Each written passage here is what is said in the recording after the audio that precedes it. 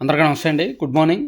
ఈనాడు, ఆంధ్రజ్యోతి, సాక్షి 3 పత్రికల్లో వచ్చిన వార్తలు, వాటిలో వాస్తవాలు, ఉద్దేశాలు అన్నీ కూడా మనం ఈ వీడియోలో ఉన్నది డిస్కస్ చేద్దాం. ఈరోజు యాక్చువల్లీ నేను స్టూడియోలో లేను, బయట ఉన్నాను. మన విజయవాడ మీటప్కి సంబంధించి ఆ ఏర్పాట్లు, ఆ వెన్యూ చూడడానికి, అదంతా చూడడానికి బయటగా తిరుగుతున్నాను అనమాట. విజయవాడ, గుంటూరు, ఒంగోలు ఇటువైపు తిరుగుతున్నా. సో ప్రస్తుతానికైతే ఒంగోలులో ఉన్నాను. మళ్ళీ కాసేపు అయితే గుంటూరు వెళ్తా. సో కంటెంట్ నచ్చిన వాళ్ళు అయితే సబ్స్క్రైబ్ చేసుకోండి. మన కాంటాక్ట్స్ అందరికీ కూడా, మన మిత్రులందరికీ కూడా వీడియో లింక్ షేర్ చేయండి. సో నేను వెనక మాట్లాడుతున్న మీకు స్క్రీన్ మీద ఒక వార్త వైపే మీ కళ్ళన్నీ పడుతున్నాయని అర్థమైంది. ఈనాడులో వచ్చిన ఒక బ్యానర్ వార్త, ఒక పెద్ద వార్త. అడవిలో అక్రమ సామ్రాజ్యం అని మాజీ మంత్రి పెద్దిరెడ్డి కుటుంబ ఆధీనంలో పదుల కొద్ది ఎకరాలు, ఎఫ్ఎంబిలో 23.69 ఎకరాలు, రిజిస్ట్రేషన్ చేసుకుంది 45.8 ఎకరాలు, అడంగల్లోకి వచ్చేసరికి ఏకంగా 75.75 ఎకరాలు అటవీ భూమిని ఆక్రమించారని అనుమానం. అందులో సువిశాల వ్యవసాయ క్షేత్రం, మధ్యలో విలాసవంతమైన భవనం, మార్కెట్ కమిటీ నిధులతో సొంత ఎస్టేట్ వరకు తార్ రోడ్డు. ఇవన్నీ చదివిన తర్వాత ఒక అక్రమాలకు రుసుమరిగిన వాడు అక్రమాలు ఖచ్చితంగా చేస్తాడు. అయితే అది అక్రమం అని తెలిసిన తర్వాత కూడా వాడితో రాజీ చేసుకుంటారు చూసారా, అటువంటి వాడు దుర్మార్గుడు. అటువంటి వాడితో సమాజానికి ఇంకా డేంజరు. సో అక్రమాలు, రాజకీయ నాయకులు రాజకీయాల్లోకి వెళ్ళిన తర్వాత అక్రమాలు చేస్తారు. సో వాళ్ళ పార్టీ అధికారంలో ఉన్నప్పుడు వాళ్ళు చేస్తారు, వీళ్ళ పార్టీ అధికారంలో ఉన్నప్పుడు వీళ్ళు చేస్తారు. కానీ ఇక్కడ వీళ్ళు చేస్తున్న పాపం ఏంటంటే, వాళ్ళు చేస్తున్న అక్రమాల్లో వాటా తీసుకొని వాళ్ళతో కాంప్రమైజ్ అవుతుంటాం, వాళ్ళతో రాజీ చేసుకుంటాం. అది అన్నమాట వీళ్ళు చేస్తున్న పాపం. నేను ఎవరి గురించి ఏం మాట్లాడుతున్నానో మీకు అర్థమయ్యే ఉంటుంది. పెద్దిరెడ్డి రామచంద్రారెడ్డి గారు ఇదే కాదు, అసలు ఎటువంటి అనుమతులు లేకుండా ఒక నీటి ప్రాజెక్టు నిర్మాణం చేపట్టారు. ఎన్జీటీ దాన్ని అడ్డుకొని ఆపేసి ప్రభుత్వానికి జరిమానా విధించింది. ప్రభుత్వం అక్షరాల 25 కోట్ల రూపాయలు ఎన్జీటీకి కట్టింది. పెద్దిరెడ్డి రామచంద్రారెడ్డి అనే వ్యక్తి, అనే నాయకుడి ధనదాహం వలన ప్రభుత్వానికి 25 కోట్ల నష్టం వచ్చినా, ప్రభుత్వం మారిన తర్వాత దాని మీద ఎంక్వైరీ వేసి చర్యలు తీసుకునే అవకాశం ఉన్నా ఈ ప్రభుత్వం చర్యలు తీసుకోవాలి. అలాగే అతని అఫిడవిట్లో తప్పుడు రిపోర్టులు చూపించారు.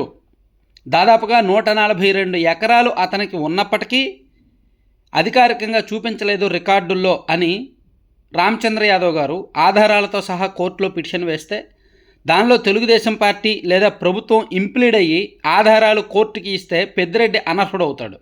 అయినా సరే ప్రభుత్వం లేదా టీడీపీ ఆ విషయంలో కల్పించుకోవట్లా. సో ఆ రెండిట్లో, అలాగే చాలా విషయాల్లో ఎలాగైతే కాంప్రమైజ్ అయ్యారో ఈ విషయంలో కూడా కాంప్రమైజ్ అయిపోతారు. రాజకీయాల్లో నేను చాలా సందర్భాల్లో చెప్తుంటా, రాజకీయాల్లో ఒక స్థాయి వరకే పట్టు ఉంటుంది, ఆ తర్వాత పట్టు విడుపు ఉంటుంది అనమాట. దాన్నే పచ్చిగా చెప్పుకోవాలంటే రాజీలు, సిగ్గులేనితనాలు, రాజీ ఫార్ములాలు అవన్నీ ఉంటాయి. అంటే రాజకీయాల్లో తెగే వరకు లాక్కోరు. రాజకీయాల్లో విఘ్నులు, కాస్త తలపండిన వాళ్ళు, విఘ్నులు, తెలివైన వాళ్ళు తెగే వరకు లాక్కోరు. ఏదో జగన్మోహన్ రెడ్డి గారు అంటే మూర్ఖుడు కాబట్టి, మూర్ఖుడు మీన్స్ మొండితనం, అదొక రకమైన రాజకీయ వ్యవహారం కాబట్టి ఆయన చాలా విషయాల్లో తెగో వరకు లాగాడు. అందుకని తెగిపోయి ఎక్కడో మూల పడిపోయాడు ఆయన. కానీ విజ్ఞులు, తెలివైన వాళ్ళు తెగే వరకు లాక్కోరు, ఎక్కడో దగ్గర కాంప్రమైజ్ అయిపోతారు ఏదో ఒక దశలో. సో నేను చాలా పచ్చిగా చెప్పాను, కొన్ని చెప్పకుండా అంశాలు కూడా చెప్పేశాను, మీకు అర్థమయ్యే ఉంటుంది. కాబట్టి ఈనాడులో రాశారు, దీని మీద ప్రభుత్వం ఏముంటుందంటే, మా దృష్టికి వచ్చింది, మేము దీని మీద ఎంక్వైరీ కమిటీ వేస్తాము అని చెప్తారు. చూడండి, మీరు note my words, enquiry committee వేస్తామని చెప్తారు. లేదా ఎంక్వైరీకి ఒక ఆదేశిస్తాము, ఒక సిట్ వేస్తాము, లేదా ఒక పోలీసులను ఆదేశిస్తామని చెప్తారు.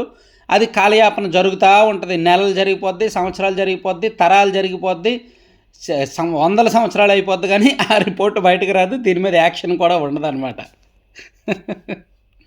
పాపం ఈనాడులో ఇటువంటిది రాసి ఏదో ఒక పెద్ద అక్రమాన్ని బయటికి తీసుకొచ్చామా అనే సాటిస్ఫై ఈనాడు వాళ్ళకు ఉంటుంది. ఈ చదివిన టీడీపీ వాళ్ళకి పాపం రక్తం మరిగిపోద్ది, ఏంటి ఈ పెద్దిరెడ్డి ఎలా చేశాడు, అయినా ప్రభుత్వం ఏం చేయట్లేదని.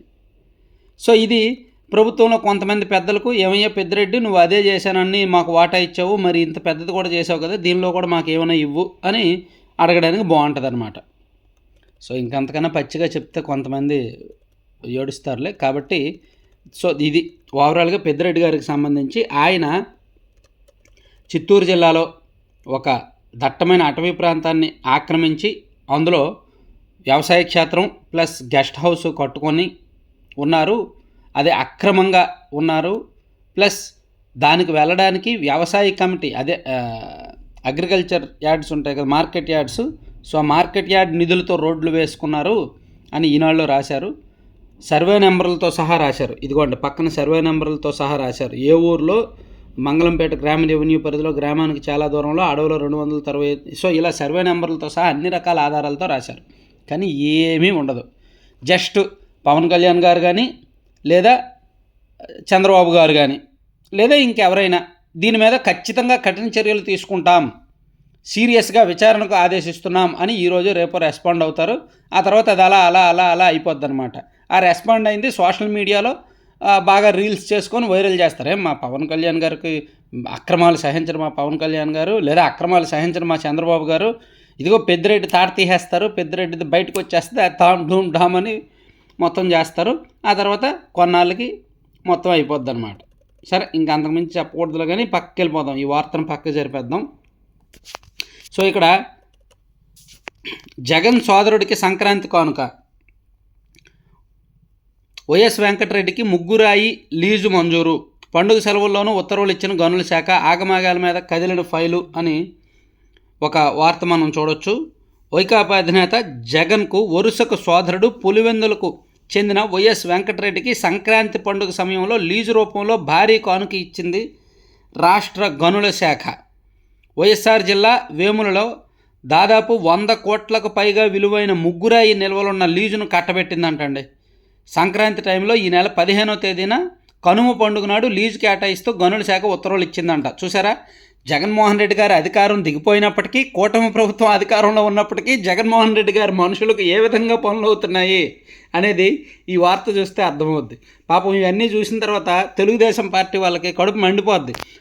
మాకేమీ పనులు అవ్వట్లేదు, కానీ వీళ్ళకి వైసీపీ వాళ్ళకి పనులు అవుతున్నాయి, అసలు టీడీపీ అధికారంలో ఉందా వైసీపీ అధికారంలో ఉందా అని అనుకుంటారు చాలామంది. చూడండి, పైన వార్త చూసినా ఈ వార్త చూసినా అలాగే ఉంటుంది అనమాట. పాపం ఈరోజు ఈనాడులో వచ్చిన 2 వార్తలు టీడీపీ వాళ్ళకి కడుపుమంట అంటే బాధ. భారత్ను వదలం, అమెరికాకు నష్టం కలిగించే అన్ని దేశాలపైన అధిక సుంకాలు, చైనా, బ్రెజిల్ భారత్లో భారీగా వసూలు చేస్తున్నాయి. ఫిబ్రవరిలో అమెరికాకు మోదీ, అక్రమ వలసదారులపై ఆయన సరైన చర్యలు తీసుకుంటారు, అమెరికన్లపై పన్ను భారం తగ్గిస్తాం, అధ్యక్షుడు ట్రంప్ స్పష్టీకరణ. సో అక్రమ వలసల విషయంలో ఏ దేశాన్ని వదిలిపెట్టే ప్రసక్తే లేదని డొనాల్డ్ ట్రంప్ మరోసారి స్పష్టం చేశారు. So next month Narendra Modi అమెరికాకు వెళ్తున్నారు. సో ఈ మొత్తం వ్యవహారాల మీద అతనితో చర్చించడానికి, ఆరోగ్యకరమైన బంధం కొనసాగించడానికి వెళ్తున్నారన్నమాట. చూడొచ్చు. తర్వాత ఇంకో ఆసక్తికరమైన అంశం ఏంటంటే, చంద్రబాబు నాయుడు గారి మీద గత వైసీపీ ప్రభుత్వం నమోదు చేసిన కేసుల్ని సిబిఐకి అప్పగించాలి అని ఆంధ్రప్రదేశ్కు చెందిన బాలయ్య అనే వ్యక్తి సుప్రీంకోర్టులో పిటిషన్ దాఖలు చేస్తే, సుప్రీంకోర్టు నిన్న చాలా సీరియస్గా స్పందించింది. ఇదో పనికిమాలిన కేసు, దీని మీద నువ్వు గనక వాదిస్తే నీకు భారీగా జరిమానా విధిస్తాము, అలాగే కేసు డిస్మిస్ చేస్తాము, ఇలాంటి కేసుల్లో మీరు హాజరవుతారని ఊహించలేదు. చంద్రబాబుకు వ్యతిరేకంగా దాఖలైన పిటిషన్లో సీనియర్ న్యాయవాదిని ఉద్దేశించి జస్టిస్ బాలా త్రివేది తీవ్ర వ్యాఖ్యలు. గత్యంతరం లేక కేసును ఉపసంహరించుకున్న న్యాయవాది. ముఖ్యమంత్రి చంద్రబాబు ప్రతిపక్ష నేతగా ఉండగా 2020-23 మధ్య ఆయనపై వైకాపా ప్రభుత్వం నమోదు చేసిన 7 క్రిమినల్ కేసులు దర్యాప్తును సిబిఐకి అప్పగించాలంటూ ఏపీకి చెందిన బాలయ్య అనే న్యాయవాది దాఖలు చేసిన పిటిషన్ను పూర్తిగా పనికిమాలిన కేసుగా సుప్రీంకోర్టు అభివర్ణించింది. పాపం అతని వెనక వైసీపీ వాళ్ళు ఉండి కేసు వేయించినట్టున్నారు. సుప్రీంకోర్టు తలంటి పంపించింది. ఇక మౌని అమావాస్యకు భారీ ఏర్పాట్లు, ప్రయాగ్రాజ్కు నేడు 10 కోట్ల మంది వచ్చే అవకాశం, కుంభమేళాలో ఇప్పటి వరకు 15 కోట్లకు పైగా పుణ్యస్నానాలు. ఒక బ్రేకింగ్ న్యూస్ ఏంటంటే, యాక్చువల్లీ ఈరోజు మౌని అమావాస్య, కోట్లాది మంది ఈరోజు ప్రయాగ్రాజ్లో పుణ్యస్నానాలు చేస్తారు కుంభమేళాలో. అయితే దురదృష్టవశాత్తు ఈరోజు తెల్లవారుజామున 4:30 ఆ టైంలో తొక్కిసలాట జరిగిందంట. దాదాపుగా 17 మంది చనిపోయారు అని ప్రాథమికంగా ఒక వార్త వచ్చింది. అది బ్రేకింగ్ న్యూస్. ఎటువంటి న్యూస్ పేపర్స్లో ఎక్కడ కవర్ అవ్వలేదు. సో కొంచెం జాగ్రత్తగా ఉండండి. పుణ్యస్నానాలు పుణ్యం కోసం ఇంత కోట్లాది మంది ఆ నదుల దగ్గర స్నానాలు చేస్తున్నప్పుడే వెళ్ళిపోవాలి, స్నానాలు చేసేయాలి అనే దాన్ని భక్తి అనాలో, లేదంటే దాన్ని నమ్మకం అనాలో, లేదంటే పిచ్చి అనాలో, ఏమనాలో నాకైతే తెలీదు. అంటే నేను దాన్ని ఏం కామెంట్ చేసినా సెన్సిటివ్ అవుద్ది, మళ్ళీ కాంట్రవర్సీ అవుద్దామని నేను దాన్ని ఓపెన్గా కామెంట్ చేయలేకపోతున్నాను. ఎప్పుడు ఏమండి, గంగా నది, యమునా నది, సరస్వతి, ఈ నదులు పుణ్య నదులు. ఎప్పుడు స్నానం చేసినా సరే ఆ పుణ్యం వస్తుంది కదా. సో ఈ టైంలో స్నానం చేసి మిగిలిన టైంలో స్నానం చేస్తే పాపం కాదు కదా. ఎప్పుడు స్నానం చేసినా పుణ్యమేగా. కాశీ వెళ్ళినప్పుడు ఎప్పుడైనా చేస్తుంటాంగా. కానీ ఇప్పుడే చేస్తే ఏమో అక్కడ దేవతలు స్నానాలు చేస్తారు కాబట్టి పుణ్యకాలం కాబట్టి చెయ్యాలి అని అనుకోవడంలో తప్పు లేదు. కానీ అక్కడ పరిస్థితులు మనం ఖచ్చితంగా అంచనా వేయాలి. అక్కడ చూడండి, కోట్లాది మంది ఉన్నప్పుడు ఆ కోట్లాది మందిలో మనం కూడా వెళ్ళిపోవాలి, స్నానం చేసేయాలి అనే భక్తి కొంచెం జాగ్రత్తగా హ్యాండిల్ చేసుకోండి. మరీ భక్తి ఎక్కువగా ఉంది, తప్పదు, దేవుళ్ళు స్నానం చేసినప్పుడే మేము చేయాలి అంటే వెళ్ళండి. కానీ కొంచెం జాగ్రత్తగా చూసుకోండి, అక్కడ పరిస్థితులు అయితే బాగోలేవు. అది. సో ఈనాడులో పెద్దిరెడ్డి గారికి సంబంధించి వార్త 2వ పేజీలో కూడా ఫుల్గా ఇదిగోండి, గూగుల్ మ్యాప్స్లో వచ్చిన మొత్తం గూగుల్ మ్యాప్లో రోడ్డుతో సహా మొత్తం వేశారనమాట. ఇదిగోండి ఆ రోడ్డు, ఎస్టేట్కి వేసుకున్న తారు రోడ్డు, డ్రోన్ చిత్రం అంట. డ్రోన్లతో సహా ఫోటోలు తీసి వేశారు. కానీ ఏంటి యూజు?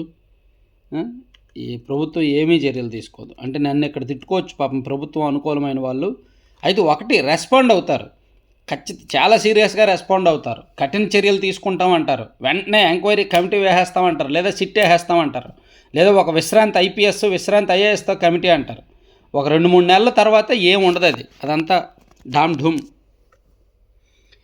ఏబి వెంకటేశ్వరరావు సస్పెన్షన్ కాలం క్రమబద్ధీకరణ అంటండి. వైకాపా హయాంలో ఆయన 4 ఏళ్ళు సస్పెన్షన్లోనే ఉన్నారు కదా. సో ఆయన మీద తాజాగా ప్రభుత్వం విచారించి అక్రమాలు ఏమీ జరగలేదని నిర్ధారించి ఆయన సస్పెన్షన్ కాలం వెనక్కి తీసుకొని ఆ సస్పెన్షన్లో ఆయనకు ఇవ్వాల్సిన వేతనాలు, జీతభత్యాలు అన్నీ కూడా ఇవ్వడానికి ప్రభుత్వం ఒప్పుకుందన్నమాట. అది ఒక రకంగా ఆయనకు, ఆయన అభిమానులకు గుడ్ న్యూస్. భారత్ తృతీయ ఆర్థిక శక్తిగా ఆవిర్భవిస్తోంది. ఒడిశా పెట్టుబడుల సదస్సులో ప్రధాని మోదీ. ఓకే. ఉరిశిక్ష పడ్డ వ్యక్తి నిర్దోషిగా విడుదల. మచిలీపట్నం యువత హత్య కేసులో సుప్రీంకోర్టు సంచలన తీర్పు. ఆంధ్రప్రదేశ్లో మచిలీపట్నానికి చెందిన 23 ఏళ్ల యువతి ముంబైలో దారుణ గురైన కేసులో ఉరిశిక్ష పడిన మహారాష్ట్రకు చెందిన చంద్రభాన్ సుధామ్ సనప్ అనే వ్యక్తిని సుప్రీంకోర్టు నిర్దోషిగా విడుదల చేసిందంట. ఇది ఒకసారి కొంచెం నేను చదువుతానండి, డీటెయిల్డ్గా చదివి ఎక్స్ప్లెయిన్ చేస్తాను. కొంచెం ఇంట్రెస్టింగ్గా ఉంది వార్త. తర్వాత 5 ఏళ్లలోనే బుల్లెట్ రైలుకి శంకుస్థాపన. అమరావతి, హైదరాబాదు, బెంగళూరు, చెన్నైలతో అనుసంధానించాలి. ఎంపీలంతా ఈ దిశగా కృషి చేయాలి. రాష్ట్రానికి వీలైన నిధులు తండి. Godavari Banakacherla project game changer. ముఖ్యమంత్రి చంద్రబాబు దిశానిర్దేశం అని ఇచ్చారు. తర్వాత చంద్రబాబు పెద్ద ప్రణాళికతో దావోస్ వచ్చారు అని తెలంగాణ మంత్రి శ్రీధర్ బాబు ఒక ఆసక్తికరమైన కామెంట్స్ చేశారండి.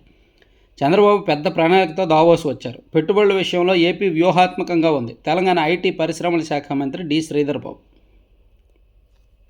ఆంధ్రప్రదేశ్కు ఎన్నో అనుకూలతలు ఉన్నాయని, చంద్రబాబుది విశాల దృక్పథమని తెలంగాణ ఐటీ పరిశ్రమల శాఖ మంత్రి శ్రీధర్ బాబు పేర్కొన్నారు. మంగళవారం ఆయన తెలంగాణ సచివాలయంలో మీడియాతో ఇష్టాగోష్ఠిగా మాట్లాడారు. చంద్రబాబు చాలా పెద్ద ప్రణాళికతో దావోస్ వచ్చారు. ఆయన విశాల దృక్పథంతో ఉన్నారు. ఆంధ్రప్రదేశ్కు అపార వనరులు ఉన్నాయి. విశాలమైన సముద్ర తీరం ప్రాంతం ఉండడంతో అక్కడ మంచి పరిశ్రమలు వచ్చే అవకాశాలు ఉన్నాయి. ఇప్పటికే ఎంఓయూలు చేసుకున్నారు. వాటి గురించి దావోస్లో ఎందుకు ప్రకటించలేదని ఏపీ ఐటీ శాఖ మంత్రి లోకేష్ను అడిగాను.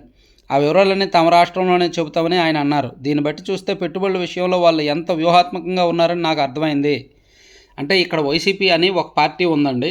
ఆ పార్టీ వాళ్ళు ఎవరైతే పెట్టుబడులు పెడతాం అనుకుంటున్నారో వాళ్ళ దగ్గరకు వెళ్ళి సంప్రదించి మీరు వద్దు, మా రాష్ట్రం బాగోలేదని చెడగొడతారని ఈ ప్రభుత్వానికి భయం అన్నమాట. ఒక రకంగా చాలా వ్యూహాత్మకంగా ఉన్నారు, చాలా భయంగా, చాలా జాగ్రత్తగా ఉన్నారన్నమాట. ఫిబ్రవరిలో రాష్ట్ర బడ్జెట్ ఫిబ్రవరిలో రాష్ట్ర బడ్జెట్ ఉంటుంది. తర్వాత త్వరలో వైకాపా మొత్తం ఖాళీ, మంత్రి అచ్చెన్నాయుడు.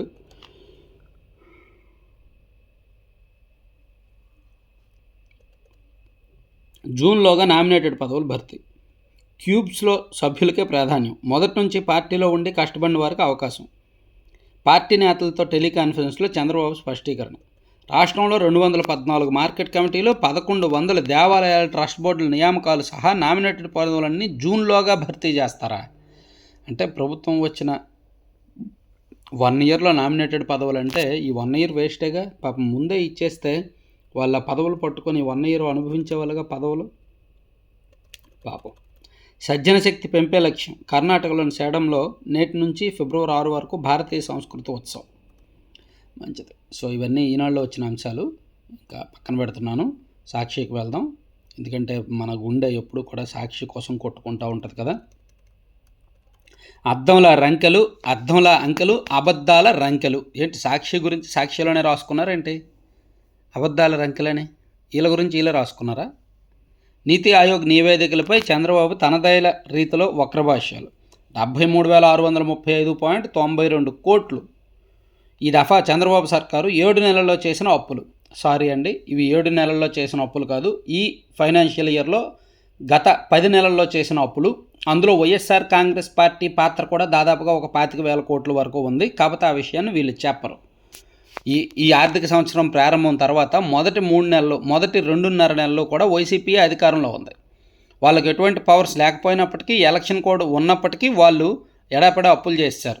ఏప్రిల్లోను, మేలోను, జూన్ మధ్యలో వాళ్ళు దిగిపోయే వరకు, కొత్త ప్రభుత్వం వచ్చే వరకు కూడా దాదాపుగా 25,000 కోట్లు అప్పు చేశారనమాట. ఆ విషయాన్ని వీళ్ళు చెప్పడానికి వీళ్ళకి మనసు రాదు.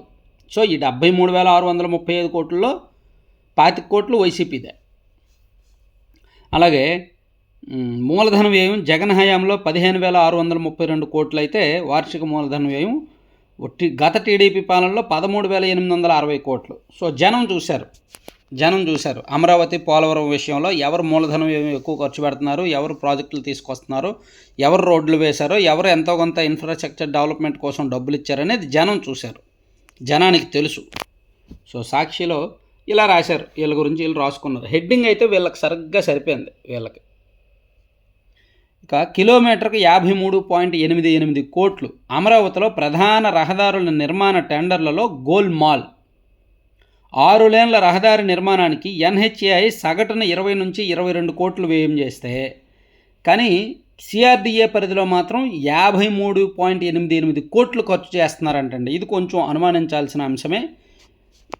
సిఆర్డీఏలో కొంచెం అమరావతికి డబ్బులు లేవు, కొంచెం పొదుపుగా జాగ్రత్తగా ఖర్చు పెట్టాలి. ఏదో దొరికిందే తడువుగా, వచ్చిందే అవకాశంగా టెండర్లో ఎక్కువ టెండర్లు వేసేసి, భారీగా టెండర్లు వేసేసి, కమిషన్లు ఇచ్చేసి అడ్డగోలుగా దోచేస్తే అమరావతికి రేపు పొద్దున్న ఎవరో కూడా డబ్బులు ఇవ్వరు. అరే బాబు, మీరు అవినీతి చేస్తున్నారు, 1 కిలోమీటర్ రోడ్డు వేయడానికి 53 కోట్లు ఖర్చు చేశారు, మీరు అంతంత ఖర్చు చేస్తున్నారు కాబట్టి మీకు మేము ఏమి ఇవ్వం అని చెప్పి అంటారనమాట. కొంచెం ప్రభుత్వం ఈ దిశగా జాగ్రత్తగా ఉండాలి. ఒక కిలోమీటర్ రోడ్డు వేయడానికి 53 కోట్ల, ఎన్హెచ్ఏఐకి 20 కానీ 22 కోట్లు కానీ, అంటే దాదాపుగా సగం కంటే ఎక్కువ, మోర్ దాన్ 100% ఎక్స్ట్రా అనమాట. సో ఇది కొంచెం ఆలోచించాల్సిన అంశం, అప్రమత్తం కావాల్సిన అంశం. ఇందులో వాస్తవాలు ఏంటనేది చూసి నేను ఒకసారి వీడియో చేస్తానండి. తర్వాత సుప్రీంకోర్టు అసలైన ప్రజా కోర్టు. అంటే మిగిలిన కోర్టులు, అంటే సుప్రీంకోర్టు అనేది బిగ్ బాస్, మిగిలిన కోర్టులు కూడా ప్రజా కోర్టులు అంటే బాగుండేది. Big boss supreme court is.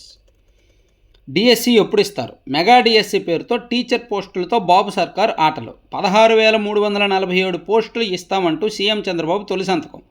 YS Jagan ప్రభుత్వం ఇచ్చిన డిఎస్సి నోటిఫికేషన్ రద్దు చేసిన బాబు సర్కార్. 8 నెలలు అవుతున్న మెగా డిఎస్సిపై కప్పదాట్లు, రకరకాల సాకులతో వాయిదాలు, కాలయాపనపై అభ్యర్థుల ఆగ్రహం. అవనగడ్డలో రోడ్డెక్కిన ఉపాధ్యాయ అభ్యర్థులు. మెగా డిఎస్సి నోటిఫికేషన్ విడుదల చేయాలని డిమాండ్. నిజమే, డిఎస్సి విషయంలో ప్రభుత్వం మాత్రం కాలయాపన చేయడం మంచిది కాదండి. లక్షలాది మంది వెయిట్ చేస్తున్నారు. సో అభ్యంతరాలు అన్నీ క్లియర్ చేసుకొని, వివాదాలన్నీ క్లియర్ చేసుకొని కొంచెం as early as possible DSC notification ఇస్తే మంచిది. వైద్య వ్యవస్థలపై సైబర్ నేరగాళ్ల కన్ను. తరువాత స్థానాల్లో విద్య, రక్షణ రంగాలు. అత్యధిక సైబర్ దాడులు భారత్ పైనే. ప్రపంచ సగటు కంటే భారత్లో 3 రెట్లు సైబర్ దాడులు. గ్లోబల్ సైబర్ సెక్యూరిటీ నివేదిక 2025 వెల్లడి. సో ఇవన్నీ సాక్షిల అంశాలు. సాక్షిలో ఇంకా లోపల పేజీల్లో కూడా కొన్ని వార్తలు అయితే వచ్చాయి. గంజాయి రహిత రాష్ట్రమే లక్ష్యం.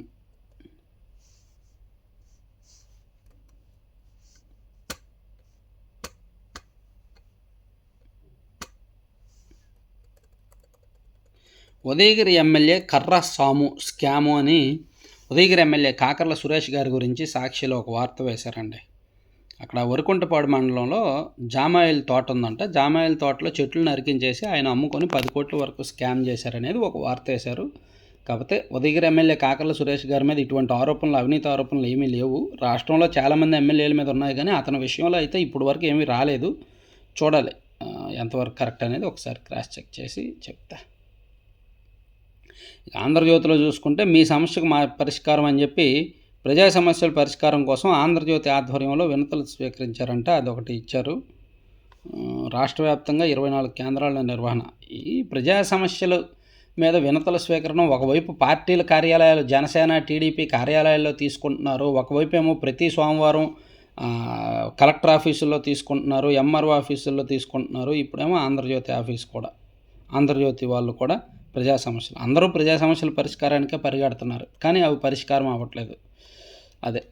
అదే సమస్య. అక్కడ అందరూ సమస్యలు పరిష్కరిస్తామంటున్నారు, కానీ అవి పరిష్కారం అవ్వట్ల. నిజంగా పరిష్కారం అయితే అన్ని సమస్యలు బయటకు రావు.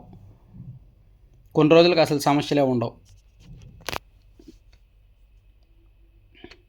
నాడు నేడు ఫలితం 3. జగన్ హయాంలో పాఠశాలల బాగు ఉత్తుత్తే. వైసీపీ పాలనలో విద్యా ప్రమాణాలు హులక్కే. అక్షరాలు అంకెలు గుర్తుపెట్టలేని స్థితిలో విద్యార్థులు. పాఠశాలల్లో తగ్గిన విద్యార్థుల హాజరు శాతం. మరుగుదొడ్లు, తాగునీటి సౌకర్యాలు కరువే.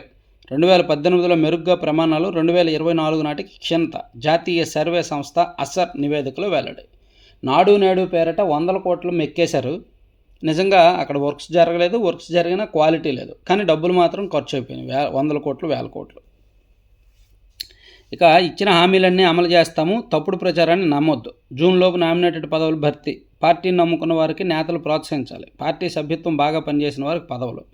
చంద్రబాబు నాయుడు గారు టెలికాన్ఫరెన్స్లో మాట్లాడిన అంశాలు ఇక్కడ రాశారనమాట. తర్వాత ఇందాక చెప్పుకున్నాం కదా, ఇది పనికిమాలిన వ్యాజ్యం, మీరు ఒక్క మాట మాట్లాడినా జరిమానా విధిస్తాం. చంద్రబాబు సిఐడి కేసులను సిబిఐకి బదిలీ చేయాలన్న పిటిషన్పై సుప్రీంకోర్టు తీవ్ర ఆగ్రహం వ్యక్తం చేసింది. ఆ అంశాన్ని ఇందులో ప్రస్తావించారనమాట. తర్వాత ఏపీ పవర్ పునరుత్పాదక ఇంధన పెట్టుబడుల్లో రాష్ట్రం దూకుడు. ఇంధన ప్లాంట్ల ఏర్పాటు, ఉపాధి కల్పన లక్ష్యంగా ఒప్పందాలు. ఇప్పటి వరకు 4.83 లక్షల పెట్టుబడులకు ఓకే. 5.91 లక్షల మంది యువతకు ఉద్యోగాల అవకాశం. డబ్బు అంటే చేద. ఏకంగా 7,733 కోట్ల వ్యాట్ బకాయి. 7 ఏళ్ళు వాణిజ్య పన్నుల శాఖ తత్సారం. అందులో కొంత వసూలు చేసినా రాష్ట్ర సంక్షేమానికి, అభివృద్ధికి ఆసరా. జిఎస్టీకి మారినప్పటికీ వ్యాట్, సిఎస్టీ బకాయిలు ఇవి. దేశంలోని మిగిలిన రాష్ట్రాలన్నీ ఓటీఎస్ బాట, కానీ ఏపీలో ఆ ఊసే లేదు. 20% వసూలు చేసిన 1,546 కోట్లు ఖజానాకు వస్తాయి అని ఆంధ్రజ్యోతిలో ఒక ఆసక్తికరమైన వార్త వేశారు. సో ఓవరాల్గా ఇవి 3 పత్రికల్లో వచ్చిన వార్తలు అనమాట. సో సంక్షిప్తంగానే చెప్పుకున్నాం. సో మరిన్ని కీలకమైన అంశాలతో నెక్స్ట్ వీడియోలో కలుద్దాం. Thank you very much.